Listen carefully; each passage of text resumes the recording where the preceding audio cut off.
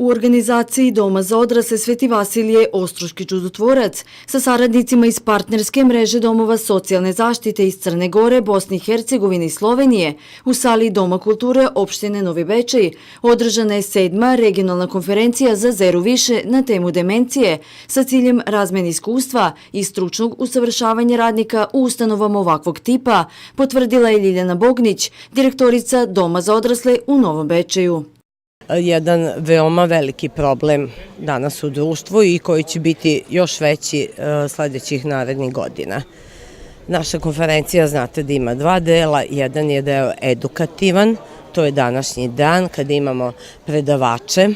i imamo još 2 dana kada imamo igre bez granica. Sama konferencija je veoma značajna zato što imamo preko 350 gostiju bukvalno iz cele Srbije. Znači to su predstavnici ustanova, centara za socijalni rad, domova, privatnih domova, znači jedna jako velika, kao što vidite, jako veliko i značajno dešavanje zato što je i bodovano. Znači bodovano je u Komori socijalne zaštite i u Komori zdravstvenih radnika i Komori lekara. Pravimo konferencije svake godine gdje nominiramo određene teme iz socijale života, gdje na stručnom i kvalitetnom nivou dajemo neki novi doprinos kvaliteti rada u institucijama ove vrste. I ovo je zaista jedan vrlo bitan projekat, evo samim prisustvom i iz ministarstva i vlade Srbije koji budu naši gosti, imaju aktivno učešće, zaista pokazuje da je ovo jedan sjajan projekat koji će donijeti mnogo dobroga u uslugama ove vrste i u Sloveniji, u Bosni i Hercegovini, Srbiji i Crnoj Gori, svim ovim učesnicima.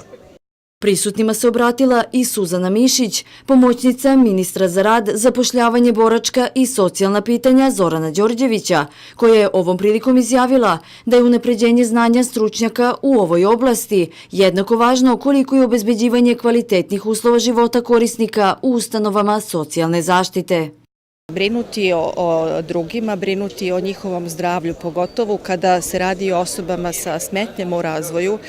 nije lak posao, potrebno je uložiti mnogo truda, mnogo znanja, a ono što je jako važno, voditi računa da prilikom obavljanja tog posla se ne naruši dostojanstvo ovih ljudi. U Srbiji funkcioniše nekih 209 ustanova socijalne zaštite, uključujući centre za socijalni rad koji su baza ovog sistema i ja očekujem da veliki broj ljudi koji će iz sistema danas prisustvovati ovoj konferenciji zapravo čuje neka nova znanja i iskustva i Srbije i iz kolega u regionu kako i na koji način najbolje pomoći ljudima kojima je naša pomoć potrebna.